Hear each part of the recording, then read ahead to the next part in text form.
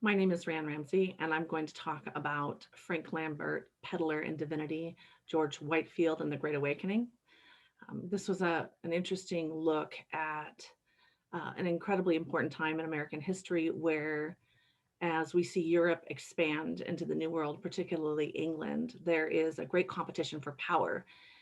And in particular, Spain, France, and England are engaged in levels of conflict and competition, both in terms of warfare and trade in the New World, as well as across Europe and even on the trade routes to Asia.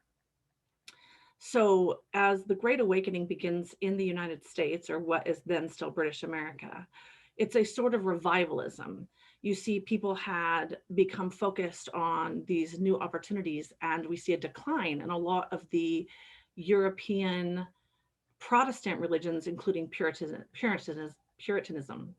And so when you have individuals like George Whitefield, who are incredibly dynamic and they are preaching a message of redemption and a message of, you know, a requisite of faith, it was very appealing. It was appealing both in Europe and in the New World. And so when he comes over, he happens to be a very influential person, the right person in the right space at the right time, where his fiery and passionate sermons and the way he marketed himself, which is what in part the article speaks to, uh, increases popularity and his influence such that he is a major contributor to the revivalism that we see during the Great Awakening.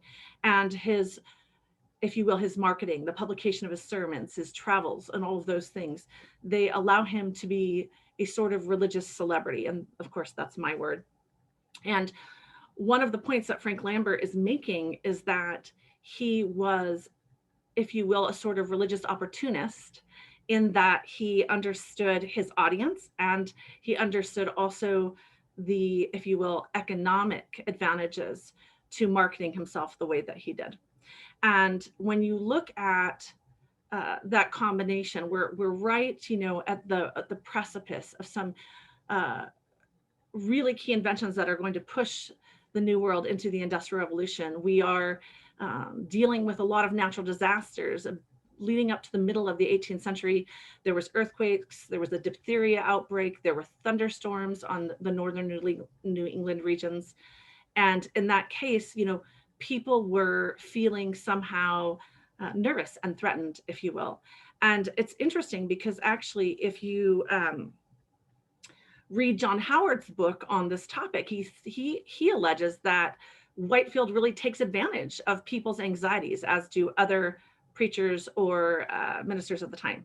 The anxiety of a decline in faith, the anxieties around a lot of these natural disasters, and the ever growing pressures that are part of an expansive empire.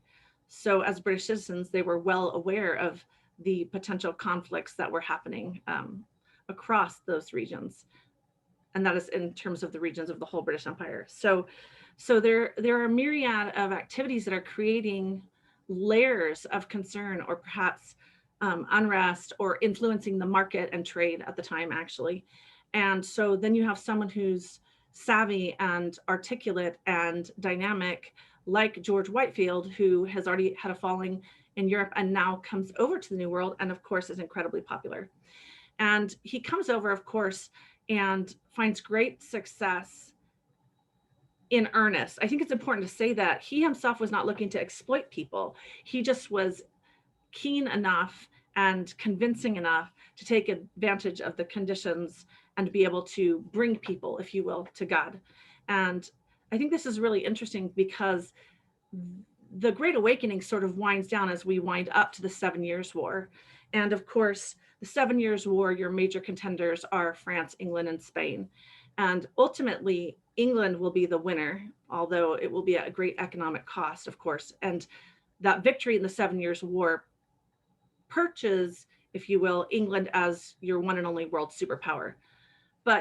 But the reason I mention this is because it's really important to understand that there are layers of complexity politically, economically, and in terms of a competition of power that absolutely influence migrations of people, concerns about the economy and trade, and the need for faith when we're faced with uncertainty, whether that's dealing with diphtheria or potential war.